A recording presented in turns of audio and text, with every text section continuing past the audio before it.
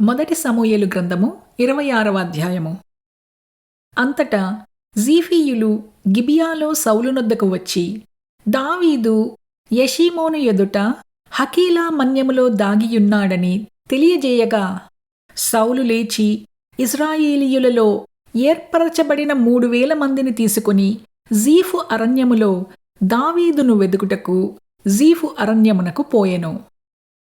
సౌలు Jeshimon ఎదుటనున్న Shakeela మన్యమందు త్రోవ ప్రక్కను దిగగా, దావీదు అరణ్యములో నివసించుచుండి తన్ను పట్టుకొనవలనని పౌలు అరణ్యమునకు వచ్చినని విని వేగుల వారిని పంపి నిశ్చయముగా సౌలు వచ్చినని తెలుసుకొనెను. తరువాత దావీదు లేచి సౌలు దండు దిగిన స్థలము దగ్గరకు వచ్చి, సౌలునకు సైన్యాధిపతియగు నేరు కుమారుడైన అబ్నేరును పరుండియుండగా వారున్న స్థలమును కనుకొనెను. సౌలు దండు క్రొత్తలములో పండుకొనగా దండువారు అతని చుట్టూ ఉండిరి. అప్పుడు దావీదు పాలెములోనికి సౌలు దగ్గరకు నాతో కూడా ఎవరు వత్తురని హిత్తీయుడైన అహీమెలెకును, సెరూయా కుమారుడును, యోవాబునకు సహోదరుడును అయిన అబీషైని అడుగగా, నీతో కూడా నేనే వత్తునని అబీషై అనెను.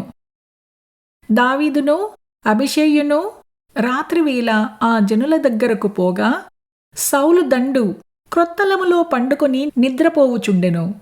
అతని ఈటె అతని తలగడ దగ్గర నేలను నాటియుండెను. అబ్నేరును జనులను అతని చుట్టూ పండుకొనియుండిరి. అప్పుడు అబీషై దావీదుతో, దేవుడు ఈ దినమున నీ శత్రువుని నీకప్పగించెను. కాబట్టి నీ చిత్తమైతే ఈ ఈటెతో ఒక్క పోటు పొడిచి నేనతనిని భూమికి నాటివేతును. ఒక్క దెబ్బతోనే పరిష్కారము చేతుననగా, దావీదు నీవతని చంపకూడదు. యెహోవా చేత అభిషేకము నొందిన వానిని చంపి నిర్దోషియగుట ఎవనికి సాధ్యము? యెహోవా జీవము తోడు యెహోవాయే అతని మొత్తును. అతడు అపాయము వలన చచ్చును, లేదా యుద్ధమునకు పోయి నశించును. యెహోవా చేత అభిషేకము నొందిన వానిని నేను చంపను. అలాగున నేను చెయ్యకుండా యెహోవా నన్ను ఆపునుగాక.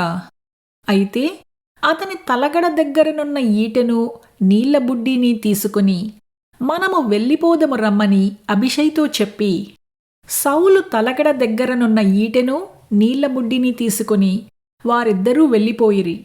యెహోవా చేత వారికందరికీ గాఢ నిద్ర కలుగగా వారిలో ఎవడునూ నిద్ర మేల్కొనలేదు. ఎవడునూ వచ్చిన వారిని చూడలేదు.